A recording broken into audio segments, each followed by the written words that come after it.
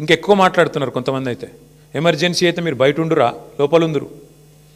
ఎవరు ఎక్కడ ఉండాలో కాలం నిర్ణయిస్తుంది, ప్రజలు నిర్ణయిస్తారు. ఒళ్ళు దగ్గర పెట్టుకుని ఉంటే మంచిది.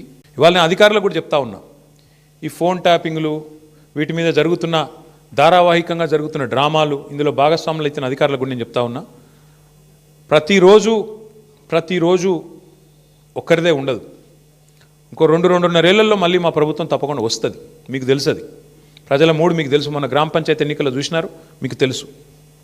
ఇవాళ ఎన్నికలు పెడితే రాష్ట్రంలో ఏం ఫలితం వస్తుందో కూడా అధికారులకు తెలుసు. నేను వారికి చెప్తా ఉన్నా, మేమెన్నడూ గత 10 ఏళ్లలో ఇట్లా అధికారాన్ని దుర్వినియోగం చేయలేదు, ఎక్కడా చేయలేదు.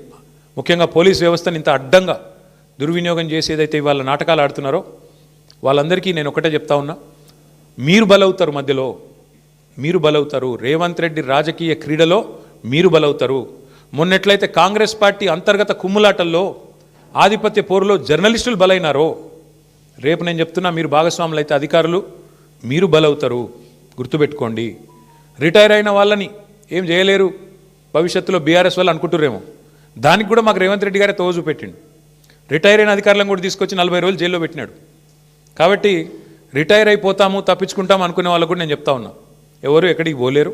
ఇప్పుడు ఎవరెవరైతే రేవంత్ రెడ్డి గారు ఆడిచ్చినట్టు ఆడుతుండ్రో, అక్రమమని తెలిసి కేసులు పెడుతుండ్రో, అక్రమమని తెలిసి అడ్డదారులు దొక్కుతున్నారో, ఈ టైప్లో ఆయన ఆడిచ్చినట్టు ఆడితే మాత్రం మీకు కూడా తప్పకుండా భవిష్యత్తులో మరి చట్టపరంగా, న్యాయపరంగా మీకు కూడా ఇబ్బందులు ఉంటాయి. గుర్తుపెట్టుకోవాలని చెప్పి కూడా అధికారులకు. మరి ఒక మీడియా సంస్థ ఏదో కథనం వేస్తే దాని మీద సిట్టేసి 3 జర్నలిస్ట్ని అరెస్ట్ చేసినావు కదా, మరి ఇంకో మీడియా సంస్థ చెప్తున్నది సేమ్ మాట చెప్పింది. ఇంకో మీడియా సంస్థ అయితే ఇంకా దారుణంగా మాట్లాడింది. బట్టి విక్రమార్కనే ఇలా పాత్ర పోషించిండు, ఆయననే మొత్తం టెండర్లు రిగ్ చేసిండు నైనిలా అని ఓపెన్గా ఒక మీడియా సంస్థ రాసింది. మరి వాళ్ళ మీద ఎందుకో ఉండదు యాక్షన్, వాళ్ళ మీద ఉండదా సిట్టు? అంటే పగబడితే కూడా ఓన్లీ తెలంగాణ జర్నలిస్టులను పగబట్టాలా? ఓ 2 బీసీ బిడ్డలు, ఒక ఎస్సీ బిడ్డ, 3 జర్నలిస్టులు, వాళ్ళని మాత్రం లోపలేయాలా? యాజమాన్యాలను ముట్టవు, నీకు ఆ ధైర్యం లేదు. వాళ్ళని మాత్రం ఎవరైతే అసలు దొంగలు ఉన్నారో వాళ్ళని ముట్టుకునే ధైర్యం లేదు నీకు. ఇవన్నీ ప్రజలు చూస్తలేరు అనుకుంటున్నావా?